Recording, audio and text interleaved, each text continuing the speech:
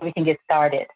Hello, everybody. I am Dr. Andrea Bowens-Jones, and I am a coach, speaker, and trainer with IDG Vision Consulting and Training. And this is one of the many services that I offer. One, I love to get together, women in particular, and have conversations. And the Brown Bag Virtual Lunchtime Session is one of those conversations. It's a conversation that is about inspiring each other to be great, which is one of the things that I feel like is a fundamental part of my practice, as well as equipping you and giving you the tools to do so. So during today's session, which is a first one of 2021, yay, everybody say yay, because you're part of that first session of 2021, is about boss lady moves. Now, last year, I actually launched this series during the midst of COVID, when we were all inside watching TV and getting pretty sad about what the world looked like. And I wanted to have other conversations. So that series ran from May until October. So there were 6 sessions, over 20 women, touched over 350 attendees. So if you love to see any of those topics, I'll make sure I drop the information in the chat. You can go to my website and look at any of them. But today is a new day. It's 2021. And I was trying to think of a theme for this year, and I couldn't think of one. But the first topic that came to mind even when I looked at the topics from last year, is how do I better equip the people that I have an opportunity to serve with helping them navigate their own career, their own path, because we're all on our own path. And that's what today's topic was born out of, boss lady moves. So I was going to project the slide, but I think I'm not going to mess with the setup because everybody's pinned in place. But I want to talk about the logistics of today's panel. One, it is a conversation. So it's like I'm at the lunch table with Yvette, Tisa, Barbara, and Trina, and we're having a conversation about making these kind of moves for our career. So one of the things that I would love for all those that are attending to just kind of drop it into the chat and go ahead. And if you have questions, drop it into the chat. And I would love to entertain those questions along the way, as well as the questions that I already have planned for today's session. So that's a little bit about how we will run. And we'll finish, of course, with the lunch hour. We'll wrap up by 1 o'clock. And as a follow-up to today's session, if you registered, you will receive a link to the recording so you can go back and watch and take notes, because I know it's going to be so many nuggets to kind of drop the entire time. And you're going to want to apply some of those things to your career. So you'll have a chance to do that, as well as answer a survey that comes out. But I'll remind you of all of this at the end. So are you ready to get started? So thumbs up, do something, put something up, celebrate, because it's time for us to talk about boss lady moves. And we're going to start with introductions. So if I can have my panelists unmute yourself so that you don't forget, and go ahead and speak. And why don't we start with you, Trina? Tell us about yourself and a little bit about what does it mean to make a boss lady move? Thank you. First of all, thank you for having me. Look, this is perfect timing. It's a great pause for the day. You know, as we're going from meeting to meeting and meeting, just to have some sister time is it's just going to bless my soul today. And I can't wait to hear what the other panelists have to say as well. So just a little bit about me. I'm Trina Hill. I've been in technology for over 20 years. I'm currently a senior vice president in technology for FinTech. And so what my team does is we manage all the financial systems for money movement in and out of my company. And in addition to that, I serve in a number of boards and also in my community. I'm a mother and of a 16-year-old son and the wife of a husband that I love. Y'all just pray for me as we're going through COVID, because we're all kind of at the point where I'm like, okay, is it time for a trip? I can't get away yet. Boss lady moves, when you ask me that question, and I've been really marinating on that in this season, because I think that question means something different in different seasons. In this season, boss lady moves means I make the right move for me and my family, regardless of what the world says I should be doing. Oh, yes. Right? It's personal, making it personal. Yes. And it has to be right for me. It has to be mutually beneficial. It cannot be one-sided. So thank you for having me. And I'm excited to talk a little bit more about my perspective on boss lady moves. Thank you, Trina. Okay, next on my screen, Barbara Muse. Go ahead, tell us about yourself and what does it mean to have a boss lady move? Hello, everyone. So good to be here. Dr. Andrea, thank you so much for inviting me to be a part of this panel with these other awesome women. And I just thank God, praise God, because that's who I am, a woman of faith, pastoring. I co-pastor with my husband. I work as the executive pastor, and we have an outreach ministry where we are serving over 3,000 meals a day, free meals to children. So that's my mantra, is to feed the world physically, spiritually, locally, and globally. And so I'm excited about the opportunity to be before women, because my passion also is to minister to women. So I thank God for this opportunity. I'm a hunger advocate, I'm a writer, I'm a speaker, I'm a mentor, and I am a wife, mother of a blended family, 5 grown children. A couple of them are at home with us that moved in. My son and his wife and my grandson moved in with us right before COVID hit. They thought they were going to be in their own place by now, but as God would have it, they're still here. And then my oldest granddaughter moved here from Arizona after she graduated from college. So I have had a full house and tried to tame these millennials during COVID. Don't go here, don't go there. It's been challenging. It's been challenging. But for me, Boss Lady Moves is pursuing my dreams and moving forward on purpose, in faith, in spite of the challenges, in spite of the setbacks, in spite of what anybody has to say. And I'm in a different season of my life, I think, when looking over the other panelists, from the other panelists. For me, I moved here from California. I was a data processing manager. Trina, I can relate to technology. I was a programmer for 25 years, but I moved here, left corporate America. My boss lady move was leaving corporate America and that comfort of that steady paycheck every month, and coming out here, moving to Georgia with my husband to start ministry and staying with it and sticking to it and growing it. And we went from 20,000 meals in 2009. And let me tell you, because of COVID and the opportunities last year, we served over 845,000 meals to children. Wow. In 8 counties. So that's my boss lady. All right. She said, I'm dropping the mic on that one. Next up, Yvette, tell us about yourself and your boss lady move. What does that mean to you? Yes, ma'am. Well, thank you. I feel, as the other panelists have already said, it really is an honor to be here. Thank you so much. I was fortunate to participate as a participant or to watch the other brown bag discussion. So it's really good to be here on this side, as the others have said as well. So I'm Yvette Morton Williams. I'm the president and I'm the chief inspiration officer of a small chain of upscale laundromats in the metro Atlanta area. And I have moved here about 11 years ago. Prior to that, I'd spent 17 years in the pharmaceutical industry. So I did sales and marketing consultant for 17 years before my consulting contract ended, and I knew it was time to do something. It was the probably traditional thing to do would have been to go ahead and get another job in pharmaceutical industry, which is what I knew, but it didn't feel right with me. It didn't feel right. I'd been doing a lot, and I felt like it was time to move on to go to the next phase of my life. So after some meditating and some discussions with my husband, we knew that a business was right, and we jumped into this one. After doing some research, we found laundromats, and it's just haven't looked back at all. So I would say boss lady move for me would mean having a vision and executing it.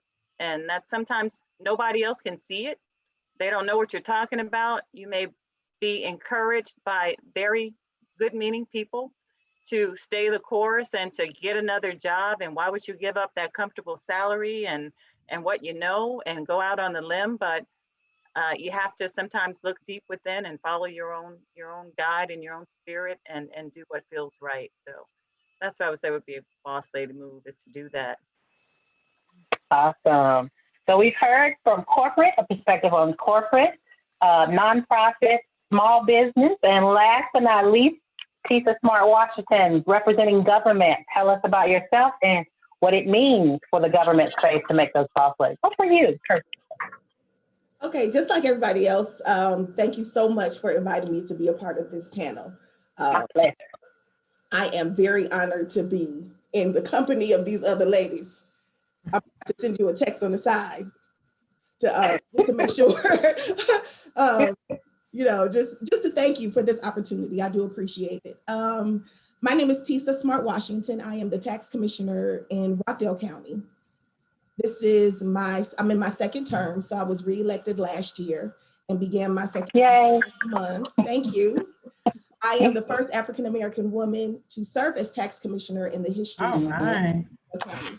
And I'm actually only the second woman to serve in the position in the history of Rockdale County. So it is truly an honor for me to serve the citizens. I call them my neighbors every day because this is the community that I live in and that I love. I would say when I'm thinking about boss lady moves, one of the pivotal times in my life was about 16 years ago, which was the last time I worked in corporate America. And I realized that I was not cut out for corporate America. So really understanding where your skills, where your abilities can really make a difference is important. And 16 years ago, I said that would be my last corporate job. I worked at an investment firm, and I have not worked in corporate America since. And for as much as government can be challenging at times, I really feel with every ounce of my being that I was created to serve in this way. When I think about what making boss lady moves means to me, it's really investing in yourself professionally. I recently read an article that talked about how women are good, they're seen as good workers, but not necessarily good leaders. And it is because a lot of times when we have the opportunity to develop ourselves professionally, it feels like we're taking ourselves away from the work and a little selfish. And we see that, especially executives, they spend a lot of time, male executives spend a lot of time developing themselves professionally. We spend a lot of time working hard. And it really leaves us at a disadvantage. And we have to see programs like this, opportunities. I've had the opportunity to work with Dr. Jones one-on-one. It helps change your mindset. And that's part of what you need to level up as a boss, to see yourself in that space and then to operate and execute as Yvette said. Awesome. It's on boss lady moves. All right. I would say one more, and it's to take advantage of opportunities as they come. I was appointed Chief Deputy Tax Commissioner in 2013. And 4 years later, I had the opportunity to run for the position. And I struggled with that decision. Am I ready? Do I have enough experience? Will they accept me? Opportunities come when they come, and you always have to be prepared to take advantage of them. Men they won't be qualified at all for a position and decide that once they get in. We will stress over not knowing enough before we get into the position. And opportunities don't necessarily work like that. And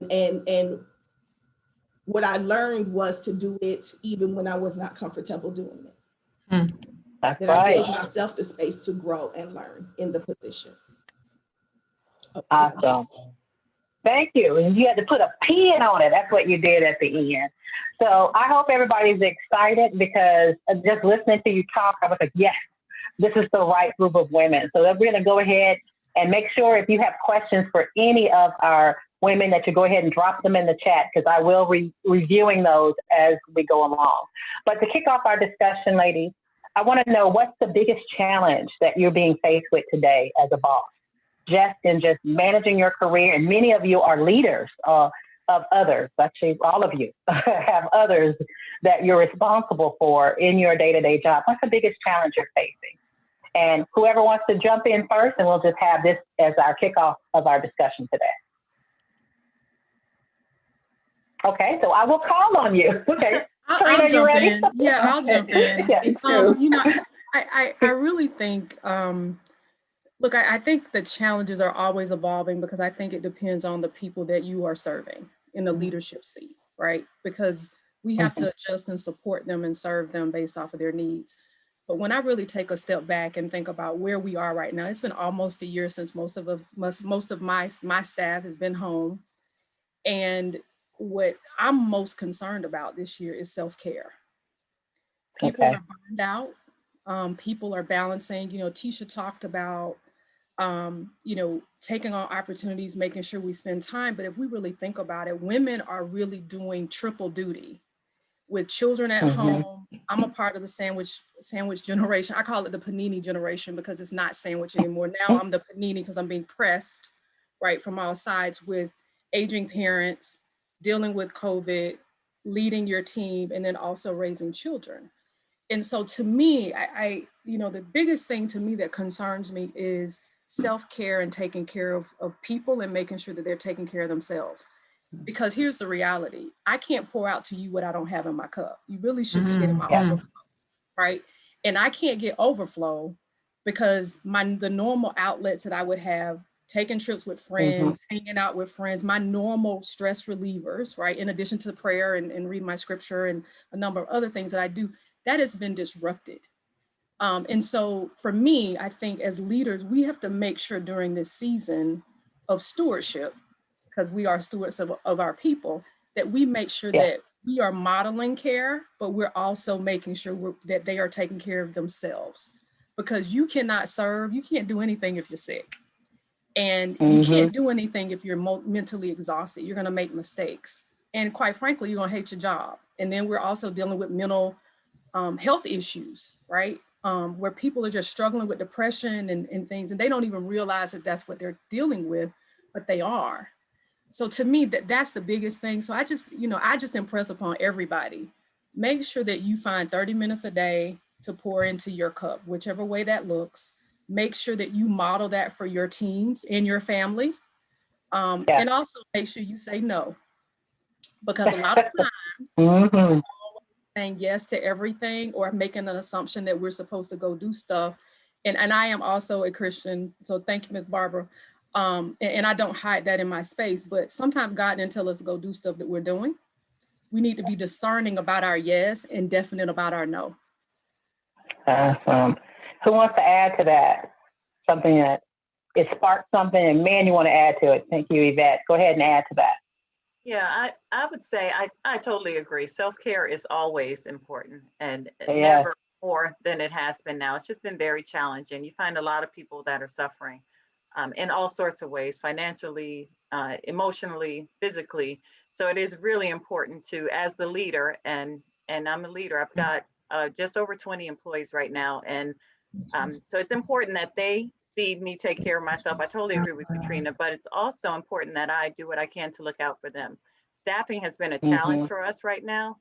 We have a situation where we aren't in necessarily a very high paid industry. So I don't have a very lucrative salary that I can offer to my team members.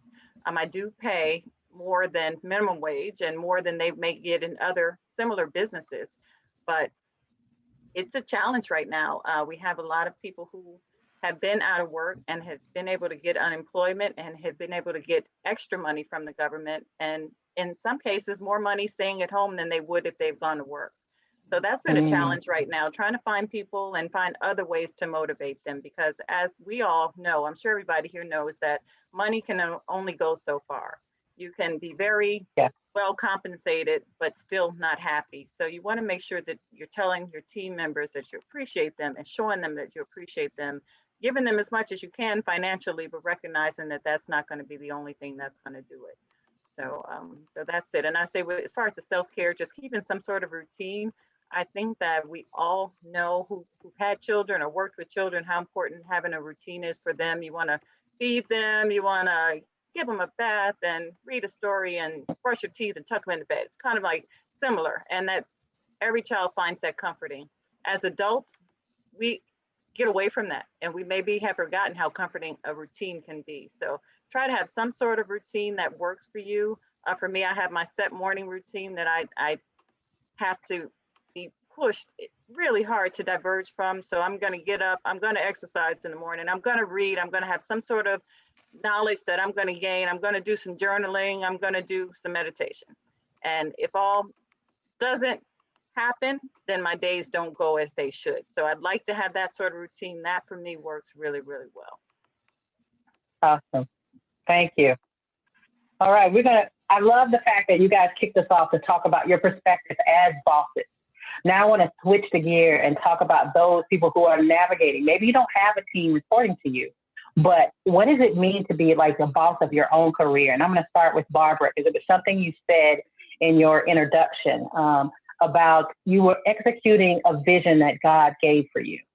So can you speak a little bit on just for those that are kind of grappling at what's the vision, what's my next step going forward? Can you speak a little bit on that in your perspective on how that kind of worked out for you? Okay.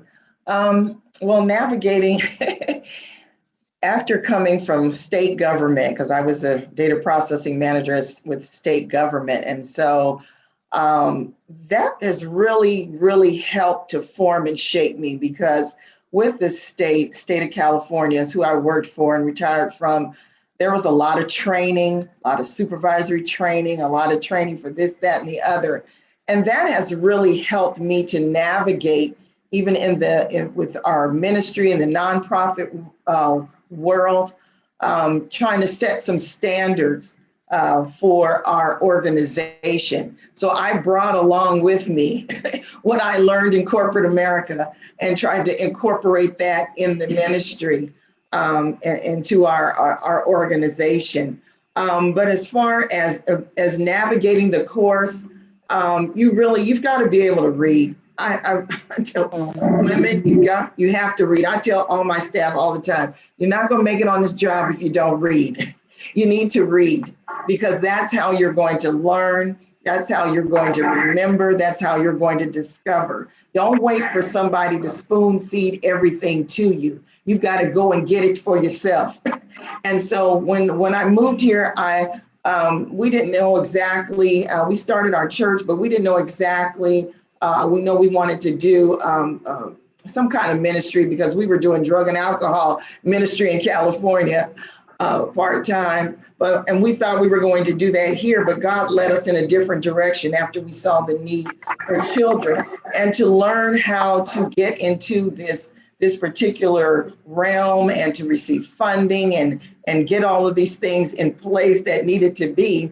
We had to write our vision down. We had to cast the vision, go speak about it and share it with other people, and be able to really keep digging and keep going and keep researching. If you don't find the answer in one place, then you've got to start asking questions and gather. There's a data gathering. I keep going back to my data processing, flow charts, data gathering, getting all the requirements in place that you need, and looking at what do I need and how can I shape those, shape that and start putting things into place to make the data flow from one end to the other, for this process to flow from one end to the other. So just, writing things down, writing your vision, going back to the word, write the vision, make it plain, so that when men see it, they can run with it. You have to see it. You've got to see it yourself every day. This is my vision. Okay, this is what keeps me moving forward. This is what keeps pushing me to achieve my goal, is because I see it. I have the goal in front of me, and I've got to keep on pressing toward that mark. Thank you. I love one of the things that you said in there about continuously learning, because when we're navigating and trying to push ourselves to the next part of our career, then getting that information and data to make the decision about the best thing forward is absolutely critical. So Tifa, Commissioner Washington, can you tell us a little bit about, you made a jump from corporate going into a public space to now serving and then running campaigns and all of that. How did you kind of get over the learning curve as you kind of continue to build your career and make these kind of career move? I think what helped me was volunteering in organizations outside of my my 9-to-5 responsibilities gave me an opportunity to meet people that I would not have met before, to build relationships with those people. And a lot of the opportunities that have come my way have come from those relationships. I was able to hone my craft in a way that my jobs necessarily did not give me opportunity to. So if I had to pick one thing that helped me make that transition well, it was volunteering.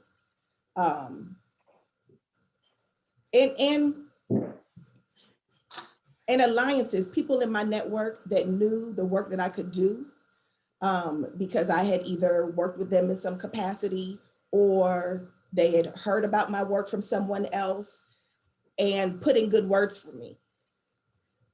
As you get to a certain level in your career, it's no longer just you filling out an application and waiting for that call to come in.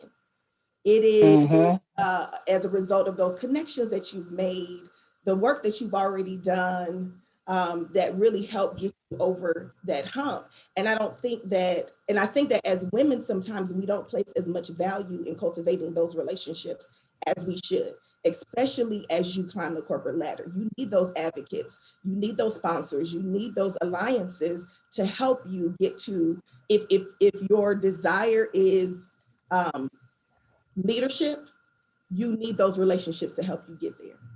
And being comfortable with leveraging those relationships. That's where I struggled a lot.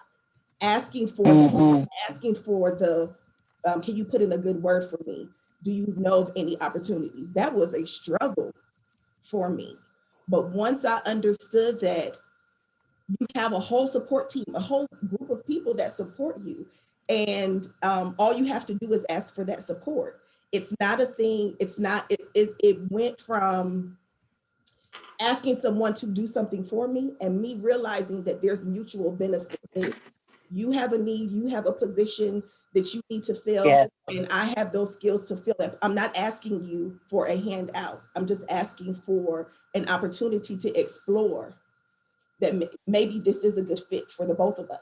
And recognizing, you said it, and recognizing that you have the power to decide what is a good fit for you, as well as a good fit for the company. We are no longer in positions where we just take what is offered. We can be able to. But that's what happens when we don't have a vision for what we want our career to look like. We'll just go out to another experience instead of building it. And it is perfectly okay for you to see that an opportunity is a good opportunity, but does not necessarily work for where you are right now. And being able to say, thank you for considering me, but this does not fit with my plans. And of course, being flexible. I'm a God-fearing woman as well. Being flexible as well, because I always say that the life that God had for me is way better than the life that I had planned for myself. Still needs space. I'm gonna say amen to that one. Yes. I like that. Amen. So you still need space for God to do what He is going to do in your life, but recognizing that we don't have to make $1 out of 15 cents. You know, I don't have to take the 15 cents. I get to decide that it's not enough for me right now. You brought up a great point, and I'd love to hear the rest of you ladies talk about it. It was that whole thing about connections, mentors and sponsors. There may be someone on the call today that's trying to figure out, I don't know how to get to my next move, but how do you find somebody who is there? How do you build those relationships? And how have you personally leveraged those relationships, mentors and sponsors and coaches to navigate your next move? Anybody want to kick that one off? Yeah, I'll kick it off. So let me again just kind of piggyback on what she said before. Look, I think we have to understand that being vulnerable is a superpower. Being transparent and open, and like Barbara talked about, writing a vision, making a plan. You have to tell people what you want, but first you have to figure out what it is that you want. And then spiritually, you need to make sure that there's some alignment. And then you have to be willing to ask for help and willing to talk about yourself and understand the value that you are bringing to whether it's the company or any other relationship. And so one of the things that I have done, the reason for my success is because one of my superpowers is I develop great relationships, because I'm not interested in what you can do for me. I'm interested in you. I want you to win. I want you to win. And it's not, that's just kind of how God made me. It's not because I want something for you, from you, I want something for you. And so I think when you go in with the right intention to serve, you will reap what you sow in that service, and people can pick that up. And then I also say, you know, one of the things, because I think I'm on my 5th Fortune 100 company, I set up time with people. 30 minutes, 15 minutes, right? When we were in the office earlier in my career, I would buy lunch. I would ask an executive, hey, I just really want to get to know you and understand what you do, and maybe you can give me some tips. People love to pour back into other people. They do. Yeah. They love to, but people don't ask them, right? Because most of the time, most people want you to win. So I think what we have to do, especially during COVID, people are at home, they're not on planes. Look, leverage LinkedIn, leverage your network, reach out to some people that you don't know, get to know them, get to know their story. And then an additional thing that I've learned to do is I ask them to introduce me to someone else. Hey, I'm really interested in this. Do you know anyone in your network that you could connect me to so I can get to learn? And then I just try to set up a quarterly rhythm. But we have to go out and ask for what we want. Yes, that is so good, because when I first moved to Atlanta, that's exactly what I did. Didn't know anybody. I had to start from ground zero to build a network. And I went through LinkedIn. Who can you introduce? Asking people I knew in Cincinnati, where I moved from, can you introduce me to someone down here so I could learn the landscape? Don't underestimate that, because you're absolutely right. People love to talk about themselves. And if you just buy them a cup of coffee and you just ask them questions, they love that. So thank you for bringing that point out, because I think that is one that people underestimate, and you own that. You own the ability to be able to do that. Anybody else want to add to this before I get another question in? And I'm going to check the chat box. All right, for those on the call, if you have a question, go ahead and drop it in the chat box. You don't have to wait to Q&A time to do so. Any other adds to this? Something. Okay. You asked about coaches as well, and I'll say, yes, coaches. And I worked with Dr. Bowens-Jones as well, one-on-one, and she's a great coach. And it's always important, if you take a step back and look at some of the grades, look at LeBron James. This is a man so on top of his game, but he still finds value in working with the coach one-on-one regularly, when a lot of people in his position may say, I've arrived. There's no need to do anything else. There's nothing else I can learn. So I encourage everybody to find a coach in an area that you're interested in, a general business coach, something that's never a bad thing. I don't think you'll regret it. If you find the right person, ask for people who have worked with others, get recommendations on people to work with. That's always a good way to learn. Also, I work with TISA on one of the boards we serve on together. So I think that's very good, is to find boards that you can work with. You'll find people who are at the top of their game in different areas. And even though it may not so directly work with what you think you want to work with, you can be surprised at the types of skills you can gain from talking with people who are passionate about what they do and who are doing well in a particular area. Another thing that's worked really well is joining the local Chamber of Commerce. Particularly as a business owner, you get a chance to meet a lot of other business owners, people who are struggling with some of the same things you're struggling with, who maybe have some of the same visions that you have. So it's a good opportunity to do that as well. And also, don't forget, go to some community meetings. When you attend the community meetings, you get to know all types of people from all different kinds of backgrounds and walks of life. I've met so many people just from attending our Community Resource Network meeting right here in Rockdale County. So, and go to some in other counties or other places so that you can broaden your horizons and meet some new folks. Yeah, building that network. Hello. I just, someone else had a question? Dr. Jones, can you hear me? Yes, I can. Okay, yeah, I just wanted to piggyback on what Ms. Williams was saying about getting a coach and hiring a coach. I started working with a coach last summer. I wanted to revamp my practice. I'm an attorney, and I wanted to revamp my practice area. I wanted to focus more on adoptions. And I am a very apt attorney, but my business was in a mess. So I did hire a coach. I was at the time I, did not have the money to do that, but I try not to make decisions based on money. So I said, well, let me just start looking into this and just reaching out to some people, start getting some ideas of what they do, find out how much this is going to cost. So when I took that step, the money was there in like 3 weeks. I had the money to pay for a whole year of coaching within 3 weeks after I decided just to reach out and take that You step. listen, like, why are you talking? Say that, Ed? Hello? Hello? Can you hear me? Dr. Hurday. Thank you. Thank you for sharing, Felita, about your experience with coaching. Thank you. Okay. All right. Thank you. So we've heard several nuggets. We've heard nuggets about if you're contemplating trying to figure out what your vision is. And we've also heard the fact that if you are stuck and you want to kind of get a perspective, how to go and have information sessions and all these other ways to kind of gather your knowledge, going back to that one. Now I want to hear from our panelists about what's the best piece of career advice you received in navigating your career and how did it impact you going forward. And I'm going to share a quick snippet before. I was fairly young when I was still at Procter & Gamble. And I remember one of my mentors pulled me aside and told me, Andrea, quit trying to prove that you're smart. And I'm thinking, well, why wouldn't I?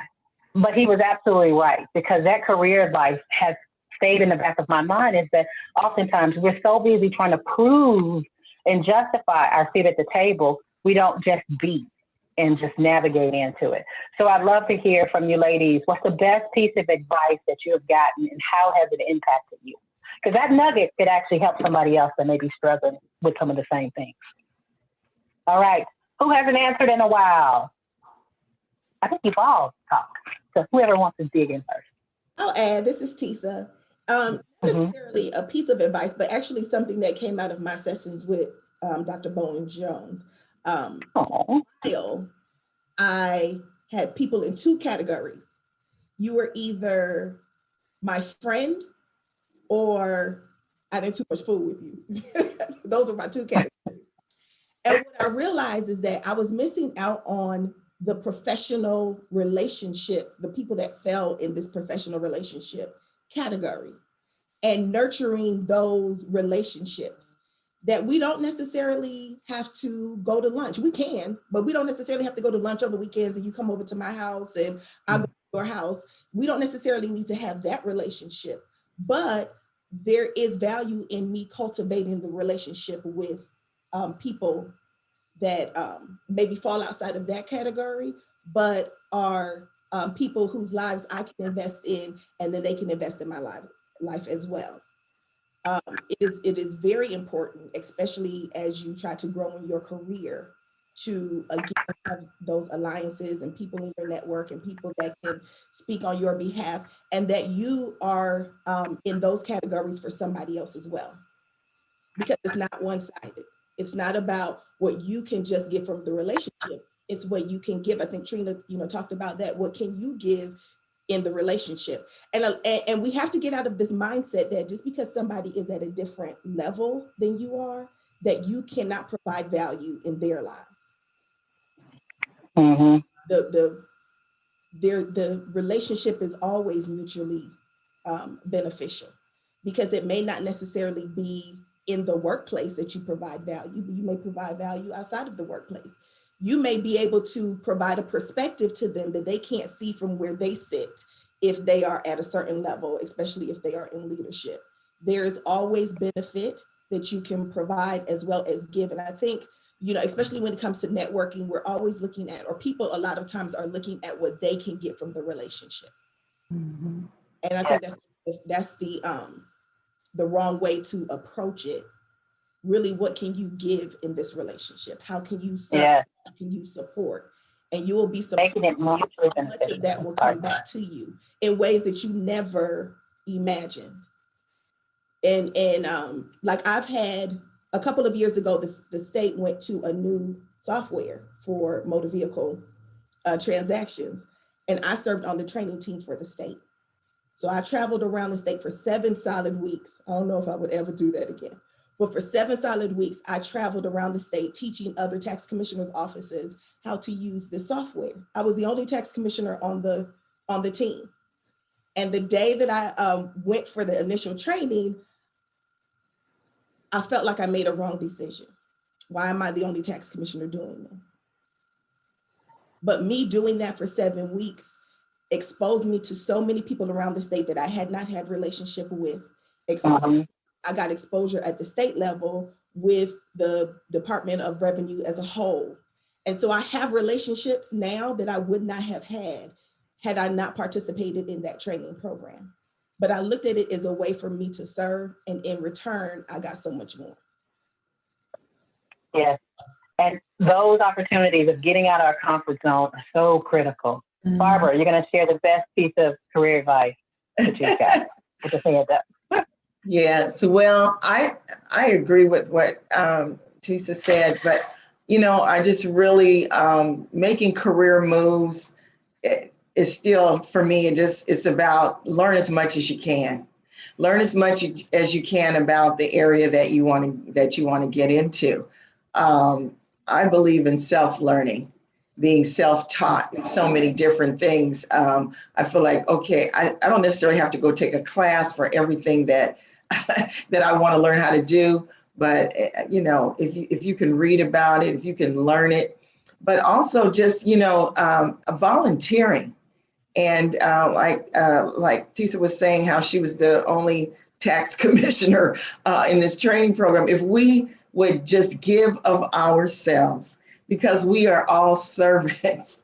We're here to serve. I'm a pastor, but I'm a servant. I can't mentor anybody. I can't speak into anybody's life if I'm not willing to get in the trenches and go where they are and be. I've been in places where you've been, so I can go speak about it. So volunteering, putting myself out there to serve and not worrying about the money. Because so many people worry about, well, am I going to get paid for this? No, you're not going to get paid, but you're going to learn something. So come on board, come alongside, and volunteer, and it's going to pay off in the long run, because you will get some valuable knowledge, valuable experience that you couldn't even pay for. You can't even go to college and get that experience. But if you go somewhere and volunteer in an area that you want to work in, oh my goodness, you are going to receive opportunities like never before. That's all I had on that. Can I piggyback on what Barbara said? About that. Oh, Pardon me? yeah, get a little feedback. Yeah, go ahead, Tisa. Just one thing that Barbara said about being in the room. I think sometimes we undervalue the benefit of being in the room if we're not on the stage. Yes. And a lot of relationships that I've made, a lot of information that I've been able to glean. Trina, you gonna put that in the chat? Simply in the room. It's so important, and you cannot. I cannot speak to how much information I've gotten secondhand that really helped me personally. It may not have been meant for me, but just me being there, I got to take advantage of that information. It's so important. Date, time. Thank you. I may have not gotten it right, but I dropped it in there. Go ahead, Yvette. You want to add to this? When I was in corporate, I had a young lady, and I was younger than she was at the time, but she was still young. This was 20 years ago. And I remember her saying, I was so impressed with her. She still probably to this day is one of my most impressive managers that I've ever had. But she was holding it down in a team with some very high ranking men, and she held it down and she impressed me. And I remember asking her once, what was it? And she said, I found that if I say anything with enough authority, they listen. And that always stuck with me. And it's not to go out and be a fool and speak about things that you know nothing about, but it made me realize that if you have some confidence about yourself, if you sit up straight and you talk with a lowered voice and with some authority, you'd be surprised at what you can get accomplished. And once you believe it and you get others to believe it, it makes achieving your objectives that much easier. So that really stuck with me, and I just encourage everybody, because I'm in an industry that is so male dominated, laundromat, you know. So I'm often walked past when I get men that come into my business looking for who's in charge. They're walking past, they're talking to my maintenance man that I hired and I trained on how to fix all of my machines.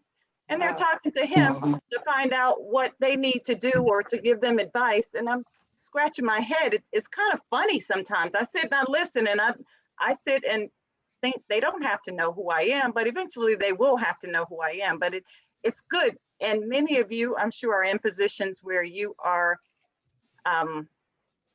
maybe sometimes have men explaining things to you that you don't need explained to you. So it's just important. It's important to speak with confidence, to stand up straight and tall, and to own your space. And as Tisa said, just be. Dr. Andrew said, just be. You have to be and understand that you deserve to be at every table where you are. Yvette, you listen. Girl. You just told my whole corporate America story. Yes, you did. Mine too. Mine too. You know, I'm gonna just add one more thing. You know, as women, oftentimes we feel like we have to earn a seat at the table. You've earned a seat at the table if they invited you in the room. Because people are not going to invite you in the room if you are not adding value, even if you don't feel like you're adding value. But one of the things I think we have to make sure that we are more intentional about is when we have a seat at the table, that we, number one, speak up, and that we leverage that opportunity to create other seats at the tables for other people, and we provide them covering while they're sitting at the table, because that's what men do, right? We talked about men will take on opportunities, or they'll go in and they'll talk about different things, and it's because they have covering. They have that sponsorship, the mentor, they have covering in the room, and they also understand the power of not only being in the room, but if you're in the room and you have a seat at the table, it is your responsibility to leverage your power and influence to not only serve yourself, but to serve others. Amen to that. Can I just piggyback a little bit, because go Barbara. You know, and a lot of times we have to be forerunners. We have to be forerunners. We might be the first one in the room because we're paving the path and making a way for somebody else, for other ladies to come behind us, you know. And so don't be scared. We're called. You're called for this moment. You're called to go in there and make space and create that sacred space for somebody else. It's not all about you. Your journey is not all about you. It's about who's coming behind you. Who are you setting the path for? Who are you? You're demonstrating strength. You're demonstrating, yes, I can do this. Demonstrate power. Women, we've got to help each other. You know, we're making a way. Trina, I can attest to that. That's my whole career, because I started off doing data entry. And I was in the room when this Asian man came to fix the computers, and he said, I see you're catching on to this very easy. And do you know, he took time after work to show me how to program. That's how I initially learned how to program. And I'm like, oh, I don't know about, he said, yeah, you can do this, Barbara, you can do this. And this was in a time where there weren't very many women in this field, let alone African-American women. And so I was a pace setter. I was a forerunner. I was like, you can do this, and we need to encourage each other. And this is awesome. Let me stop. This is awesome. You got me fired up now. I got a sermon for Sunday, okay? Well, you need to put your link in the chat. I think you're gonna have some parishioners watching service on Sunday. Yes. It goes live on Facebook. Yes, you have to catch and Barbara News. That's the name of her Facebook group. But we are down to the last 5 minutes, and I want to make sure that if there are questions in the chat, this has been awesome. so many things I could think about from, love the fact, Trina, that you said providing coverage, because we think sometimes just getting in the room and at the table is enough, but that covering piece by someone else, and then when we're at the table, us providing it to someone else, that right there was powerful. I was dropping mics and trying to use all the emojis that Zoom could let me use up here to say amen to that. But I want to open it up for questions. Please do stay on mute and just drop your questions in the chat. It helps to kind of take away some of the background noise that may come from different people unmuting. So we'll just let our panelists stay unmuted to answer. But if you have a question, go ahead and please do drop it into the chat. And I'm scrolling through. Some of it, I think we may have covered a few people. There was an early question about being on board, because that was mentioned. That's a great way to kind of build your network and cultivate a new expertise. For those that are serving on boards, you want to kind of speak to how you were able to kind of pick a board, how did you get selected, that kind of anything about that process that could help. And I'm looking for the question now to see who it came from, but go ahead. Anybody had a question? Anybody want to respond that sits on boards? I think, Tisa, you may have been the one that brought it up, or Yvette, one of you guys. Yeah, Tisa and I, we serve on the Boys and Girls Club board together. And I serve on that board. I serve on our National Coin Laundry Association board. So I'm really excited about that. I serve on the Mercy Heart board here in Rockdale County as well. And what I found is that by volunteering, I was exposed to people who were in positions to bring me onto the board. They see what you do. They see your passion. If you're passionate about something, it's going to shine through. People are going to see it. People like that. People want to be around people who care and people who have energy. And if that energy is in one area and they know that you can do a good job, they're going to ask you to come on board. And that's my passion. So my passion is to be a community leader. I like making a difference. I know that I want to have a better world, and it's not going to start by looking at our leaders in government to say, oh, we've got to have a better world. What are you guys doing for us? No, it has to start with us. And by us, I mean with me.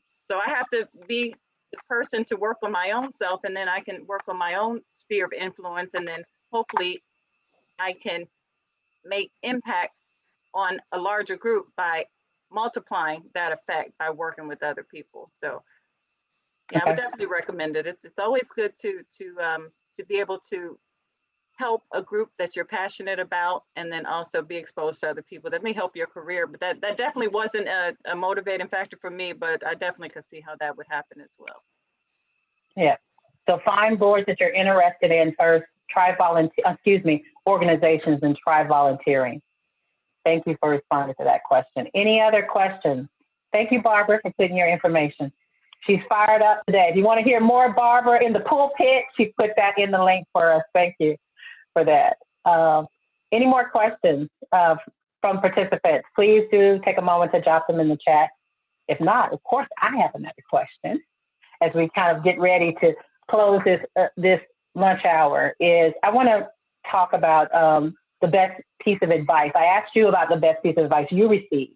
But for the woman right now that's struggling, like she's heard so many no's, I want you really quickly, in these last couple of minutes we have, what's the best advice you can give for her when she's navigating her career and she may have continued to hear no's and closed doors?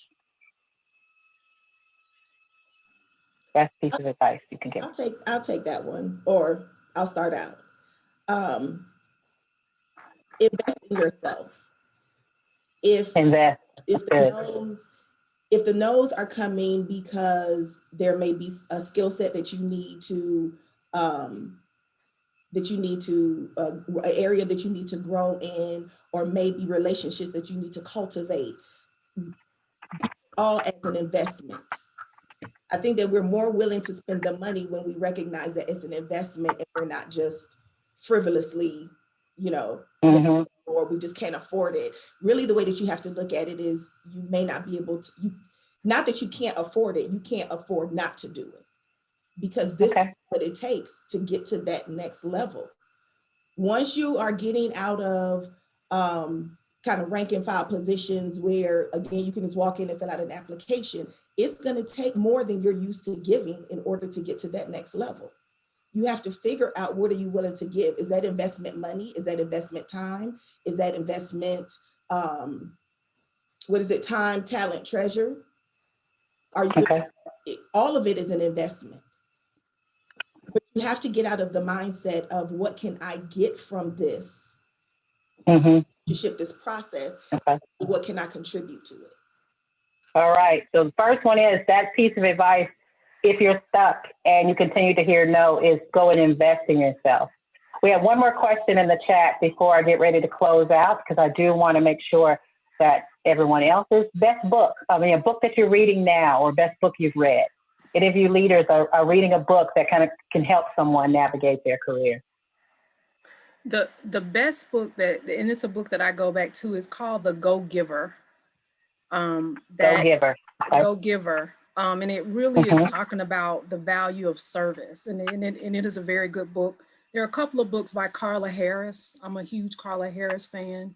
And I'll put it in the chat, but Yes, those please. are the things that I'm reading right now. Thank you for sharing. Anybody else have a book before I close out our lunch hour? I just finished Stacey Abrams' Lead from the Outside, which had a lot of good nuggets from the prelude to the end. Yeah, I have to check that one out.